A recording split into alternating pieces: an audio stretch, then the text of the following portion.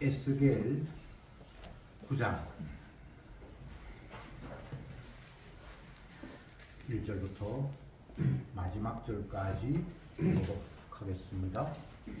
에스겔 9장 1절에 그가 또 큰 소리로 내 귀에 외쳐 가라사대 이 성읍에 관할하는 자들로 각기 살육하는 기계를 손에 들고 나오게 하라 하시더라. 내가 보리오리 저 사람이 평안 인문들로 정자에 각 사람의 손에 살육하는 기계를 잡았고 그 중에 한 사람은 가죽 옷을 입고 허리에 성관의 몸그릇을 쳤더라. 그들이 일어나서 노제단 곁에 서더라.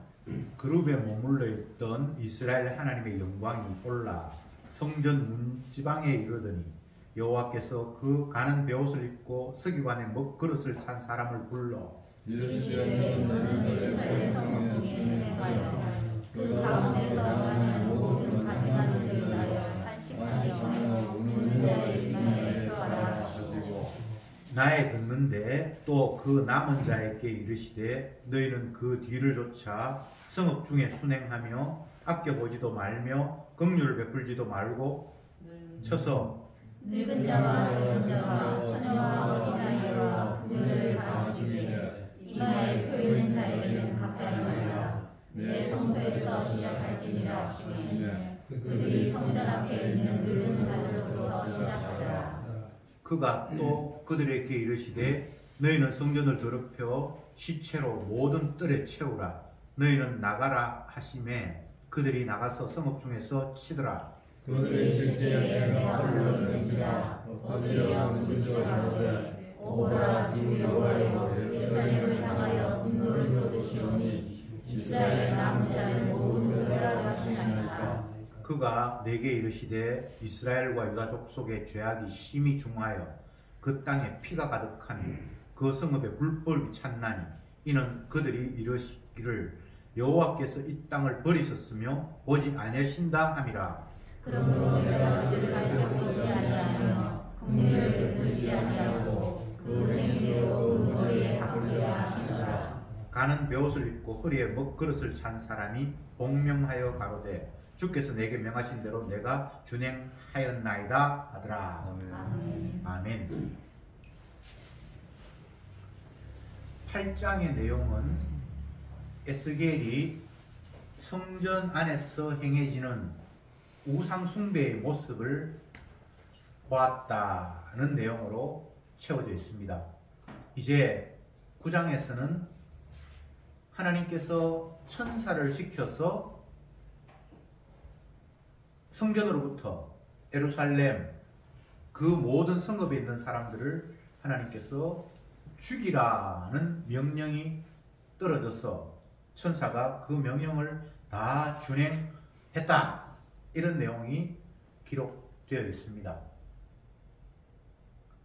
우리가 통상적으로 주의 선지자가 하나님의 환상을 보았다라고 하면 뭔가 긍정적인 요소, 희망적인 요소들이 있을 것이다 생각을 하는데 전혀 그렇지가 못해요.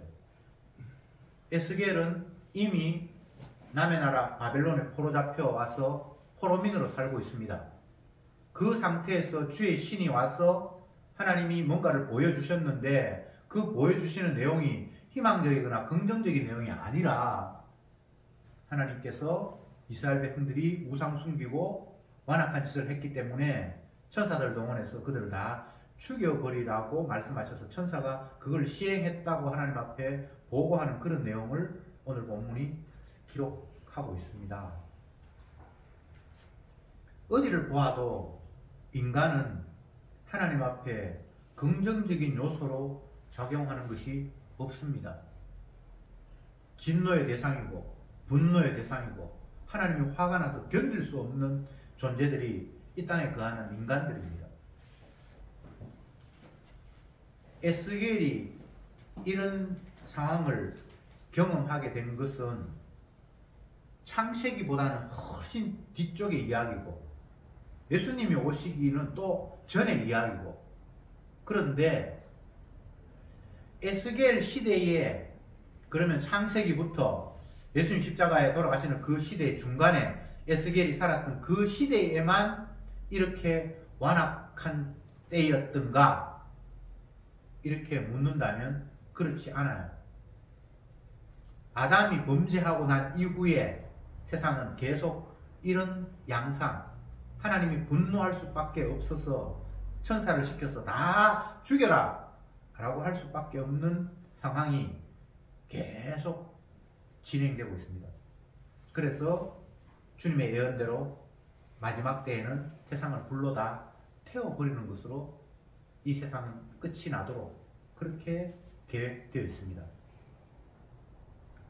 주님은 세상을 이런 식으로 보고 있고 주님은 인간들을 이런 식으로 규정하고 있는데 정작 인간들은 이런 식으로 자기를 인식하거나 세상을 바라보지 않고 있어요. 계속해서 괜찮은 세상, 살만한 세상, 좀 더 나은 내일을 끝없이 마음속으로 희구하고 있습니다. 최근에 미국 대통령 선거가 끝이 났는데 옛날 대통령 하다가 떨어졌다가 다시 한번 또 된 사람이 있죠. 많이 이겼다고 해요. 생각보다 많이. 그런데 그 미국 국민들이 그분을 대통령으로 세운 이유가 있겠죠. 투표한 이유가 있겠죠. 더 이상 미국이 전 세계의 경찰이 되어서 남의 나라 일에 다 간섭하고 그런 거 하지 말고 이제 우리나라끼리 좀 잘 살아보자는 거예요. 뭐 이민들 받지 말고 못 사는 나라 도와주는 그런 거 이제 좀 신경 쓰지 말고 우리끼리 좀 잘 살아보자. 그게 어쩌면 인간적으로 너무나 냉혹한 이야기 같고 그래도 그 나라는 잘 사는 나라고 세계 최고 강대국인데 다른 나라를 도와가면서 살아야만 맞지 않은가 이런 생각을 주변 나라 모든 사람들은 다 하는데 정작 그 나라 사람들은 이제 우리가 남 도와줄 여유가 없다. 우리 챙겨야지. 우리 살아야지. 그렇게 해서 그걸 외쳤던 사람을 대통령으로 뽑았습니다. 그러면서 그들은 기대했겠죠. 옛날 화려했던 미국의 영광을 재현하자. 지금은 우리가 너무나 초라한 모습이다. 말로는 뭐 세계 최강국이라고 하지만 실업자도 많고 가난한 사람도 많고 그래서 힘있는 대통령이 뽑혀서 더 이상 남의 나라 자꾸 돕고 뭐 경찰국가가 되어서 남의 간섭하고 그딴 짓 하지 말고 그냥 우리끼리 잘 살아보자. 그래서 주변의 나라에 압박을 하면서 그동안 우리가 너희들한테 혜택도 많이 줬는데 예를 들어서 한국 같으면 너 그 나라 안보 위험하다고 우리 군대 많이 보내가지고 우리가 너희를 지켜줬는데 이제 너희들이 그거 갚아야 된다. 그 사람들 인건비 뿐만 아니라 무기 모든 거 지금 너희들보다 몇 배로 더 내야 된다. 이런 식으로 압박을 하고 있죠. 근데 미국의 관점에서 보면 그게 틀린 말은 아니에요. 그래서 그런 사람을 대통령으로 뽑았고 그들은 지금보다 더 강한, 더 행복한 나라를 만들 것이다라는 기대를 하는 거잖아요.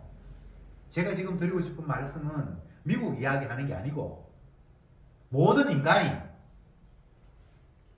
오늘보다 더 나은 내일을 기대하고 있고 지금보다 더 안락하고 행복한 삶을 살았으면 하고 바라고 있는데 정작 이 세상을 다스리시고 주관하신 주님은 이 세상을 향해서 분노해서 마지막 날 다 불로 싸질러 버리겠다라고 말씀하고 계신다는 겁니다. 그럼 이 괴리, 이 차이를 어떻게 할까요? 그러면 인간이 희구하고 소망하는 것들이 더 열심히 노력하고 애쓰면 성취될 수 있습니까?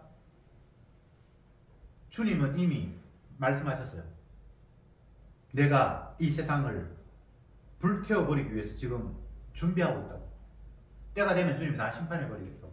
에스겔 시대에 보여줬던 상황은 성전 안에서 이미 우상 숭배가 자행되고 있고 그것이 어떤 특정한 사람이 아니라 대제사장부터 해가지고 대표적인 제사장, 그리고 또 다른 사람들, 뭐 평민, 여자, 남자, 뭐 할 것 없이 전부 다 이스라엘이 급판이 되어 있는데 하나님이 참다 도저히 못 참아서 천사를 시켜서 살육기계를 손에 다 쥐어주고 다 그냥 처치해 버려라 라고 이야기하는 이 상황이 어느 시대의 특정한 때의 독특한 상황이라고 우리가 받아들이면 오산이라 이 말입니다.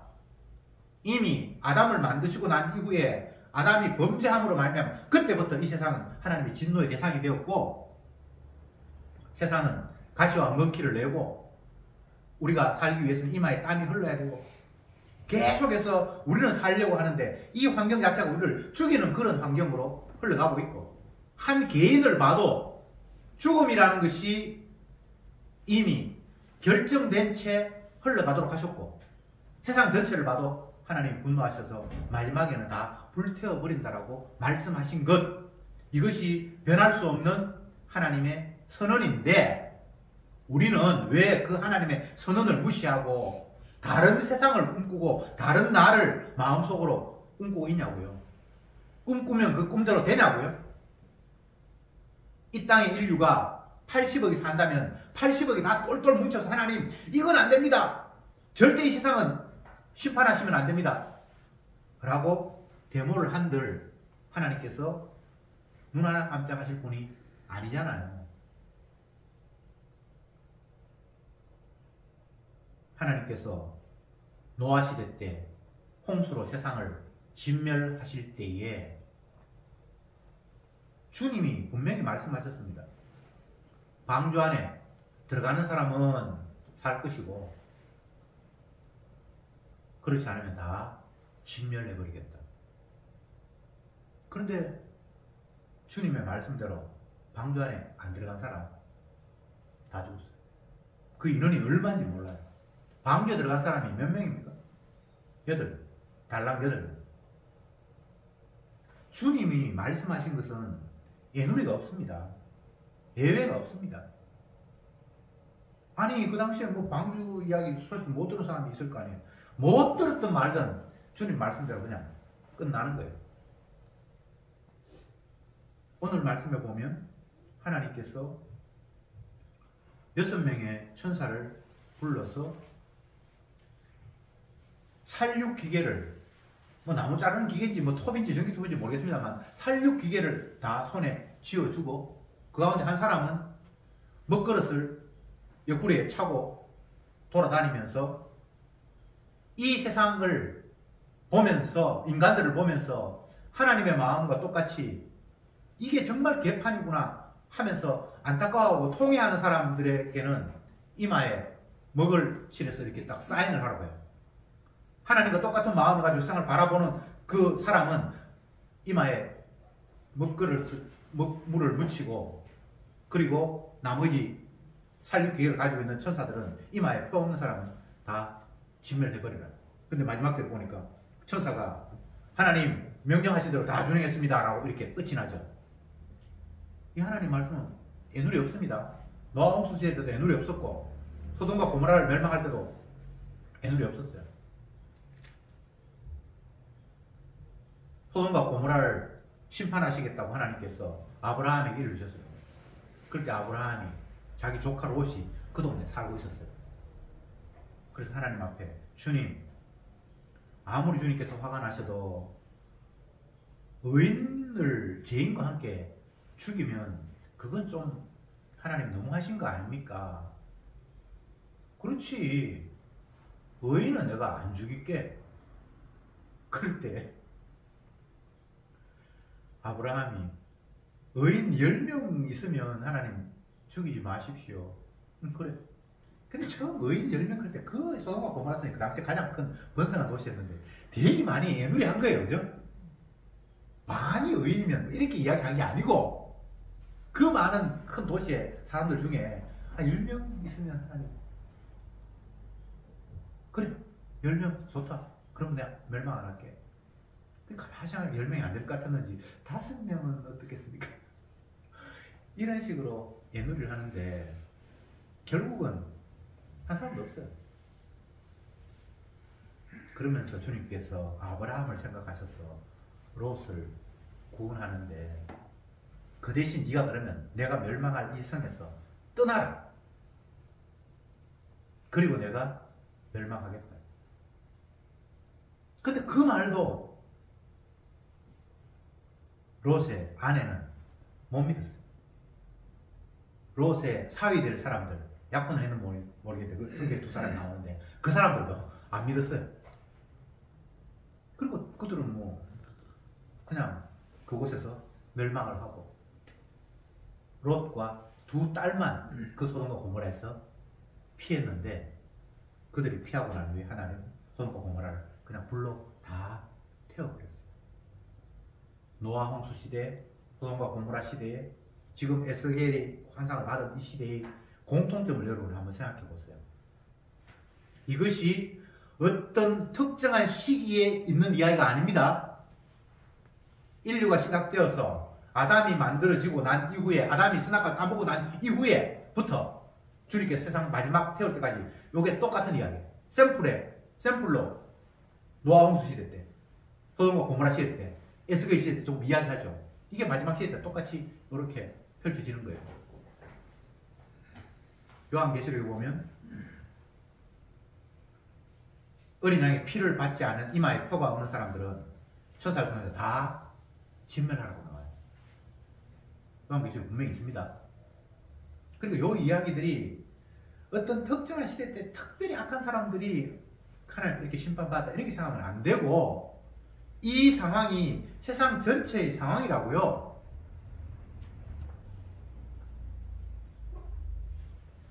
천사들은 하나님의 말씀대로 기계처럼 움직이는 사람이기 때문에, 우리가 천사를 붙들고 살려고 하는 기계를 갖고 죽이려고 하는 그 천사를 붙들고 나 제발 좀 살려주세요 하면서 돈 많은 사람들은 뭐 뇌물을 주고 이게 안 통해요.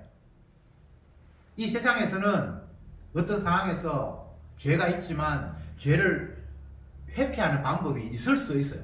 이 세상에서는 대통령쯤 되면 죄가 있는데도 죄를 면제하는 권한도 있고, 또 권력이 있으면 그 죄를 교묘히 숨길 방법도 있고. 그런데 하나님 앞에 천사가 심판하는 이 상황에서는 예외적인 상황을 두지를 않습니다. 이스라엘 백성들이 애굽에서 탈출할 때 마지막 날 밤, 그때에 하나님께서 애굽에 있는 인간들의 그 완악함을 심판하기 위해서 모든 사람의 첫 끝과 짐승의 첫 끝을 다 진멸해버리겠다라고 말씀하셨어요. 그런데 주님께서 어린 양의 피가 발려있는 그 집은 심판하지 말라라고 천사에게 하나님 지시하셨죠. 오늘 본문에서는 예루살렘에 있는 모든 사람들을 다 진멸하려는데, 그 이마에 먹물이 묻어있는 사람들은 죽이지 말라. 그리고 나머지는 죽여라.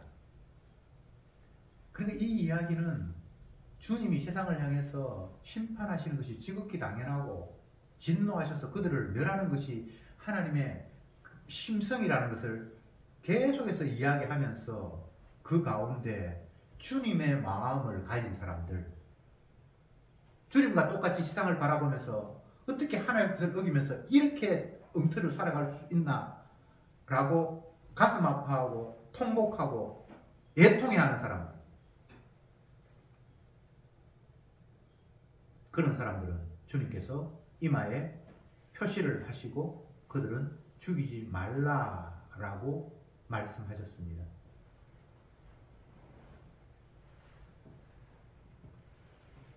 4절 봅시다.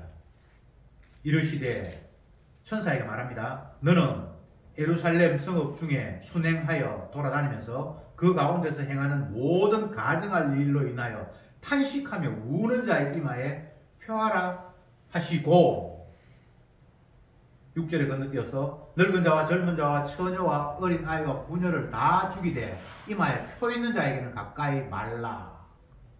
이렇게 주님이 말씀하셨습니다. 다 심판하는데 그 가운데 나와 똑같이 이 세상을 바라보면서 안타까워하고 하나님 뜻이 어긋나게 행해가는 이 세상을 보면서 가슴 아파하고 통곡하는 그 사람들의 이마에는 표시해서 그 사람들은 죽이지 말라. 이것을 간단하게 말하면 심판 가운데 구원, 이렇게 표현할 수 있겠죠. 노아 홍수 시대 때도, 소돔과 고모라 시대 때도, 에스겔 시대 때도, 세상 마지막 날에도 항상 주님의 심판이 펼쳐지는데 그 가운데 구원하는 사람이 있다는 이야기를 성경이 하고 있죠. 그러면 우리가 여기서 또 생각해 봐야 돼요. 사람들은 이 말씀을 들으면서 당장 느끼는 것이, 아, 나는 이마에 표 받아서 구원받아야지 라는 이런 마음이 들 수밖에 없어요. 인간은 말씀 순종하면 복받고 저주하면 불순종하면 저주받는다라는 이 말씀 가지고 인간들은 그 말씀 받으면 나는 순종해서 복받아야지 라는 이런 생각을 하지, 나는 불순종해서 저주받아야지 이렇게 생각하는 사람이 없잖아요. 이런 이야기를 하면 반드시 인간은 나 이마에 표 받아서 살육의 대상에서 제외되었으면, 구원받았으면 하는 생각을 할 수밖에 없습니다. 특별한 사람이 그런 생각을 하는 게 아니라 모든 인간이 그런 생각을 해요. 천국도 있고 지옥도 있다. 그러면 나는 지옥 말고 천국 가야지 라고 생각하는 사람밖에 없어요. 그러면 그 생각대로 되는가? 그건 아니죠. 애통하면, 세상을 바라보면서 안타까워하고 주님의 마음을 가지면 나 구원받을 수 있어. 이 본문을 보면서 나도 세상을 보면서 애통해야지. 그렇게 해서 애통이 되어지는 게 아니에요. 그냥 주님의 마음이 주어졌을 때 주님과 같은 그런 안목으로 세상을 보는 사람이 있어요. 무슨 말씀인고 하면, 내가 내 판단과 노력으로 구원편에 설 수 있는 인간은 없다는 걸 제가 말씀드리는 거예요. 예수님의 피를 믿으면 구원 얻습니다. 성경에 그런 유사한 구절이 있는데, 그러면 난 피를 믿어야지. 그렇게 해서 피를 믿을 수 있는 사람이 없어요. 구원은 주님의 선택에만 달려 있습니다. 주님이 자기 영광을 드러내기 위해서 선택한 사람이 따로 있어요. 이걸 우리가 어떻게 할 수가 없어요. 주님이 성도를 어떻게 표현하고 있는가 하면, 보배를 질그릇에 담았다 이렇게 얘기를 해요. 인간은 그냥 질그릇이에요. 아무것도 아니에요. 근데 거기에 보배를 담고 있는 질그릇이 있어요. 그러니까 그것은 질그릇이 귀한 게 아니고 거기에 주님의 보배가 있기 때문에 그를 거룩하다고 하고 내 것이라고 하고 내 백성이라고 하는 그런 존재가 있는 거예요. 그래서 그런 자들은 더 이상 심판의 대상이 아니라 주님의 피를 자랑하기 위해서 구원의 대상이 된 것뿐이에요. 제가 주님이 심판하시고 그 심판 가운데서 구원받은 사람이 있다라고 성경이 이야기를 하면, 모든 인간들은 나 구원 대상이 돼야지 라는 식으로 마음이 움직여서 나름대로 뭔가를 움직인다고 했죠. 그런데 그것이 의미 없다라고 제가 말씀을 드렸습니다. 그러면 이런 말씀을 할 필요가 뭐 있는가? 인간에게 필요해서 이 말씀을 주신 게 아니에요. 주님이 어떤 분인가를 그냥 선포하는 거예요. 내가 세상을 이렇게 다스릴 거야. 내가 만든 인간들을 내가 심판할 거야.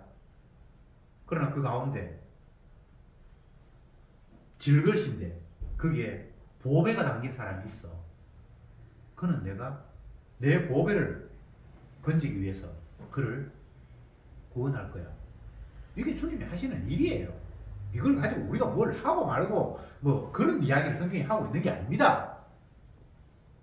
그냥 믿음을 선물로 주신 사람은 하나님이 하신 말씀을 믿으면서 아멘, 아멘, 아멘. 아, 주님이 세상을 이런 식으로 다스리고 나는 이렇게 끌려가는구나라고 그냥 받아들일 뿐이지 내가 뭔가를 할 수 있는 선택을 하거나 할 수 있는 여지가 없어요.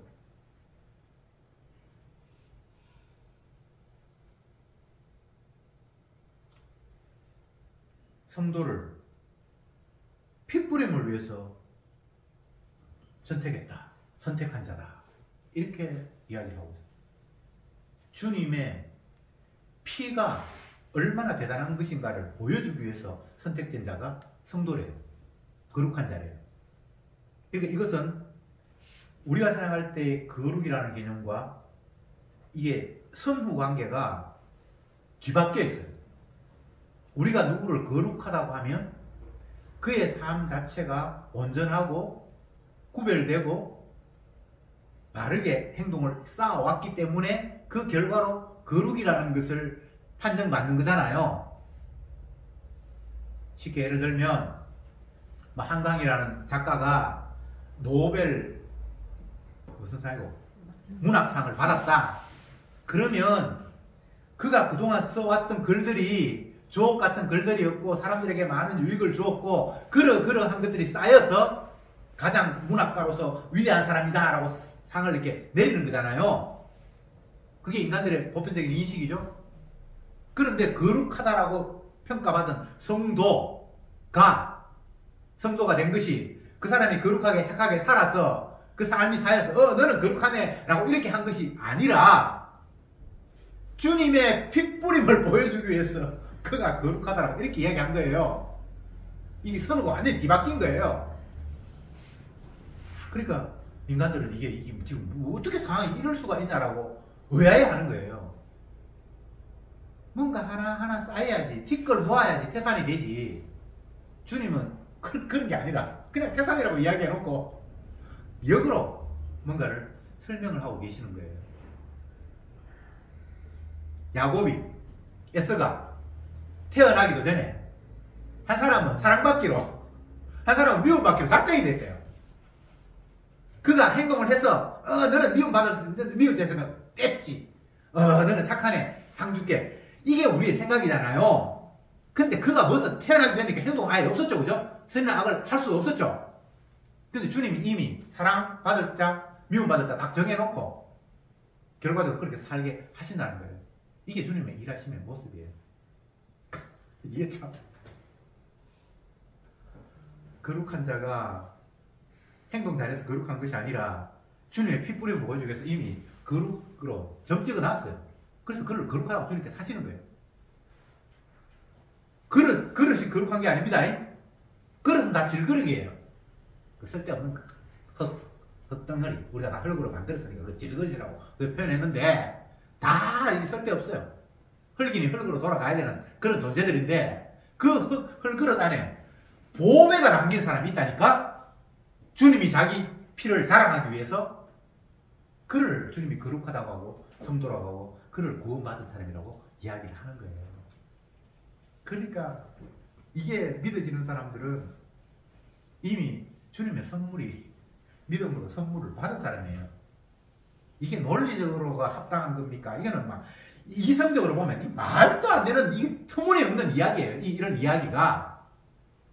아니 거룩이 쌓였어 거룩이 돼야지. 거룩이라고 먼저 칭해놓고 역으로 그렇게 하는 법이 어디 있습니까?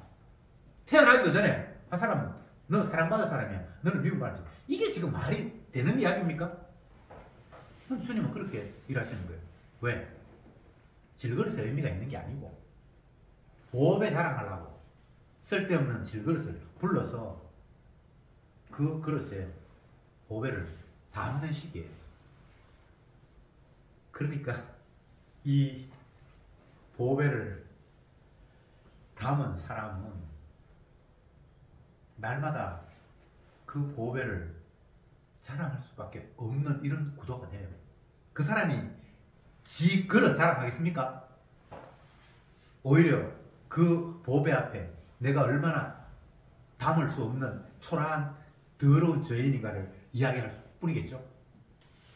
그런 구도가 복음이라고 성경은 이야기하고 있어요.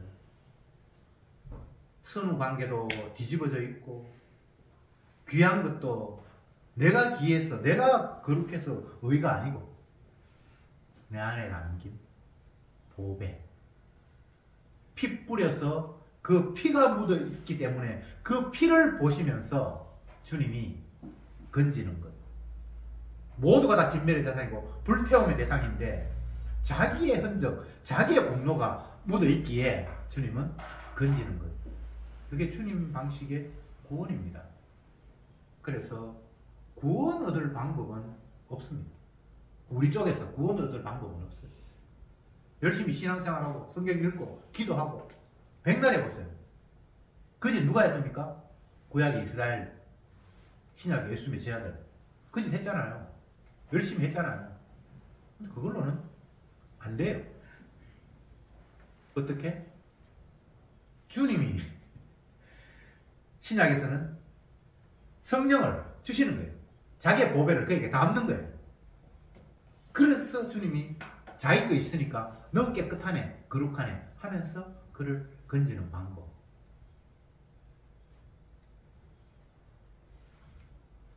이런 주님의 선언, 주님의 약속을 마귀는 계속해서 옆에서 깔짝거리면서 그거 아니야 라면서 질그릇인 우리에게 네가 질그릇이 아닌 귀한 그릇이 되어야 해 라고 지금도 참수하고 속삭이고 있습니다.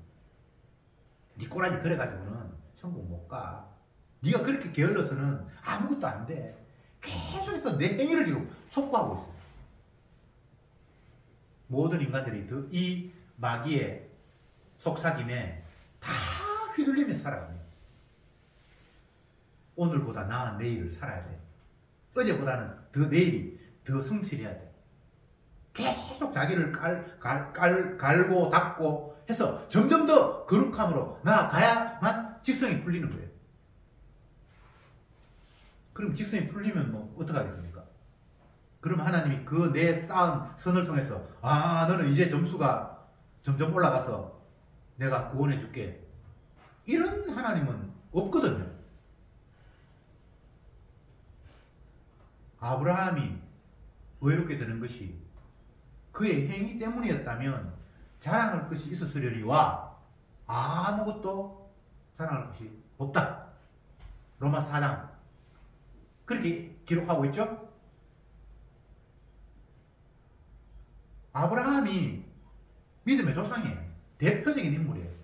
그런데 그가 행위에서 하나님의 의롭다함을 받은 것이 아니기 때문에 그에게 자랑할 것이 없대요. 그러면 나머지 인간들은 다 자랑할 게 없죠.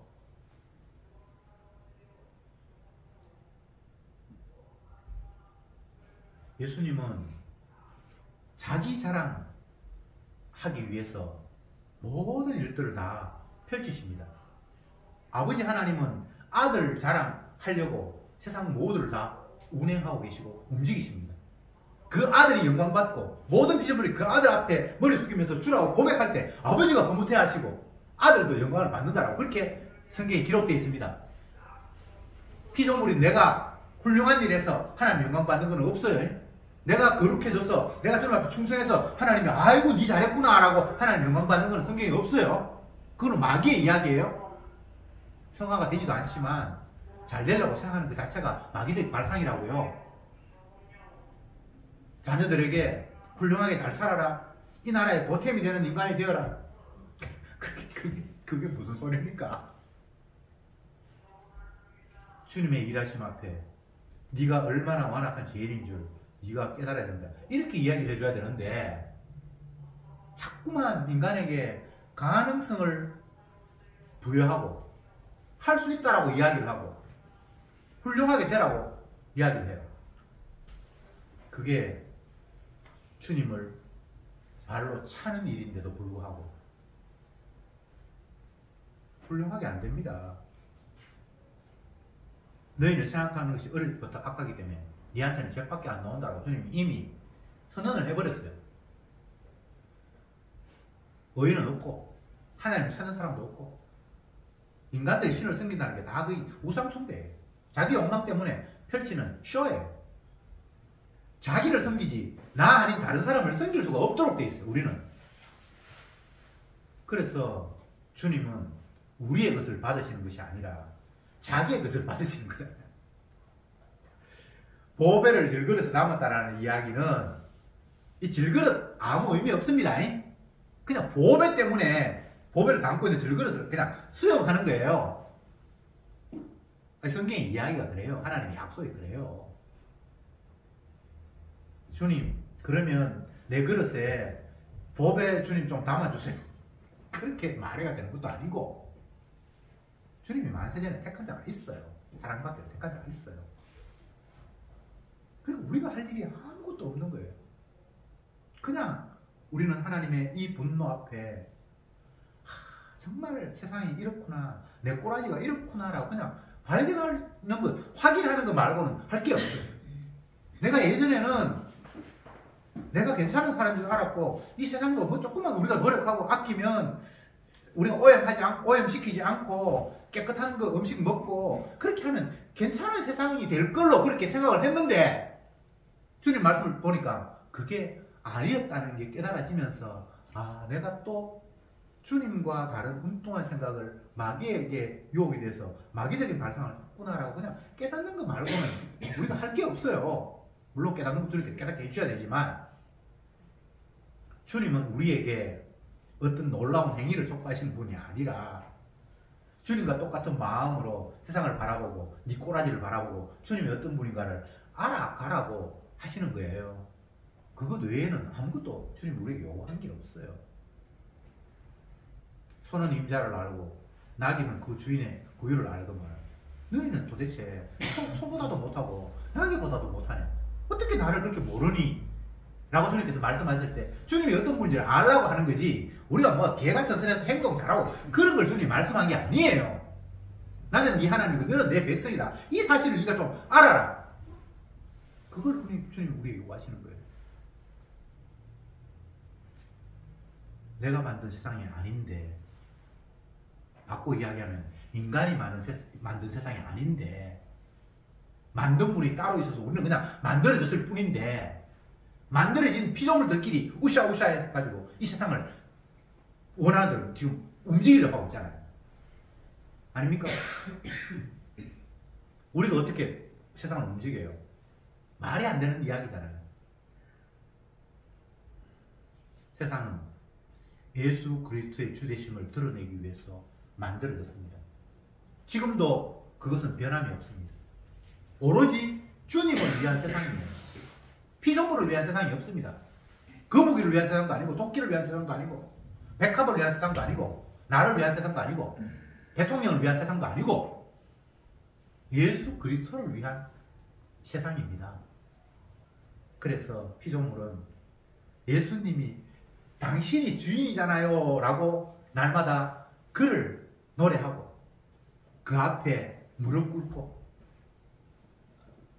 좀 더 나아가면, 더 구체적으로 말하면 당신의 피 흘리심이, 당신의 희생이 나를 오늘도 살게 하셨군요 라고 오로지 나의 존재의 근거를 예수님의 십자가와 연결 지으면서 십자가를 바라보는 것, 그것이 주님이 영광받는 길이고 성도가 할 수 있는 일의 유일한 것, 그게 전부여야 합니다. 그것 외에 다른 것들을 꿈꾸는 것은 전부 다 언약이 아닌 마귀의 장난입니다. 기도합시다. 주님, 주께서 말씀하신 세상, 주께서 말씀하신 인간의 모습, 그것 외에 다른 것은 결코 없음을 잊지 말게 하옵소서. 내 어줍지 않은 잘못된 판단력, 선악과 따먹은 그런 어줍지 않은 선한 지식을 가지고, 선악 지식을 가지고 인간을 바라보고 나를 바라보고 세상을 바라보면서 이러쿵 저러쿵 하는 그 개소리가 더 이상 우리에게 있지 않게 하옵소서. 주가 말씀하시는 세상, 주가 말씀하시는 인간, 그것 외에 다른 안목이 없음을 깨달으면서 주님의 말씀 앞에 주님과 같은 마음으로 세상을 바라보고 나를 바라보게 하옵소서. 그래서 온전히 예수 그리스도만이 나의 주요 세상의 주임을 인정하고 찬양하고 감사하고 주님 앞에 끌려가는 저들이 되게 하옵소서. 예수님의 이름으로 기도드리옵나이다. 아멘.